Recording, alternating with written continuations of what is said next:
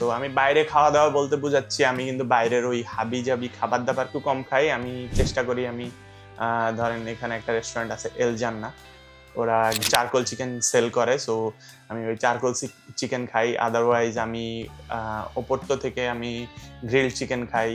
So আমি এই খাবারগুলাই basically বাইরে খাইলে আমি এগুলাই মোস্টলি খাওয়া হয়। না হয় বাঙালি কিছু দোকান আছে যেদিন ইচ্ছা হয় যে বাইরের একটু তেল চর্বি বেশি খাবো, ওই দিন বাঙালি দোকানগুলো থেকে খাওয়া দাওয়া হয়। আর বেসিক্যালি আমি 4 ঘন্টার মতো উবার করি, 5টা থেকে 9টা অথবা 10টা এরকম।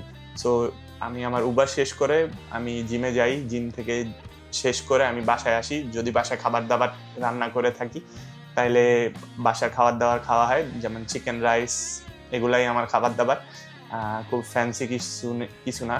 আর সকালবেলা যদি খাই, যেদিন সকালে তাড়াতাড়ি উঠা হয় ওই দিন সকালবেলা আমি ওটস, দই, ফ্রুটস, নাটস এগুলা মিক্স করে, বাস দ্যাটস ইট।